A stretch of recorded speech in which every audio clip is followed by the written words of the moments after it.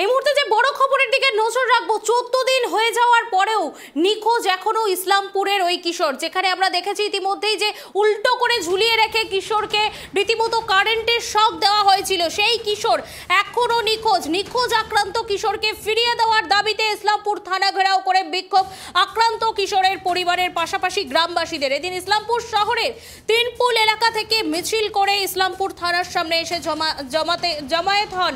এরপর ইসলামপুর থানা ঘেরাও করে চলছে বিক্ষোভ। ছেলে ফিরে পেতে পুলিশের সামনেই কান্নায় ভেঙে পড়েন নিখোঁজ কিশোরের মা।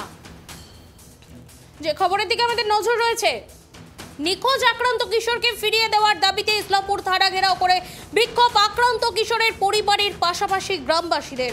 এদিন ইসলামপুর শহরের তিনপুল এলাকা থেকে মিছিল করে ইসলামপুর থানার সামনে এসে জমায়েত হন।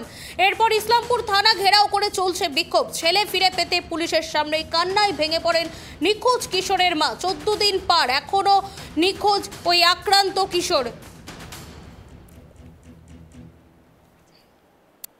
এ বিষয়ে বিস্তারিত জানবো। আমার সঙ্গে টেলিফোন লাইনে রয়েছে আমাদের প্রতিনিধি অনিমেষ।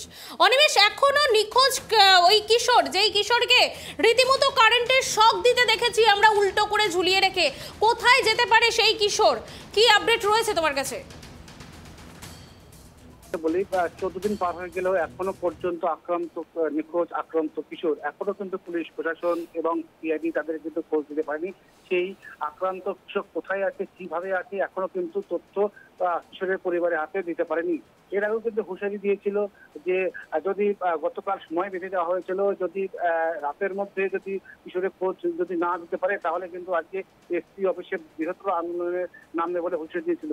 কিন্তু সেই খোঁজ না দেওয়ার কারণে কিন্তু আজকে নিখোঁজ আক্রান্ত কিশোরের পরিবার এবং এলাকার বাসিন্দারা কিন্তু ইসলামপুর হচ্ছে এসপি অফিস ঘেরাও করে এবং তোমার ইসলামপুরের শহরের তিনপুর এলাকা থেকে মিছিল করে এবং ইসলামপুর থানার সামনে এসে জমায়েত হয় এবং এরপরে ইসলামপুর থানা ঘেরাও করে চলছে বিক্ষোভ এবং ছেলে ফিরে পেতে কিন্তু পুলিশের সামনে কিন্তু কান্নায় ভেঙে পড়ছে নিখোঁজ কিশোরের মা। তবে একটাই পুলিশের প্রশাসনের কাছে আবেদন করছে, যেভাবেই থাকুক তাকে সেই কিশোরকে যেন উদ্ধার করে তাদের পরিবারের হাতে দিয়ে দেওয়া হয়, কারণ এর আগেও তারা পরিবারের বক্তব্য এবং কিশোরের মা। ধন্যবাদ অনিমেষ সঙ্গে থাকার জন্য। যে খবরের দিকে আমাদের নজর রয়েছে, নিখোঁজ আক্রান্ত কিশোরকে ফিরিয়ে দেওয়ার দাবিতে ইসলামপুর থানা ঘেরাও করে বিক্ষোভ আক্রান্ত কিশোরে। সেই কিশোর কোথায় গেল এখনো পর্যন্ত কিন্তু খোঁজ পাওয়া যাচ্ছে না এবং ইতিমধ্যেই কিন্তু পরিবারের লোকজন ইসলামপুর থানা ঘেরাও করছেন কিশোরের খোঁজের দাবিতে।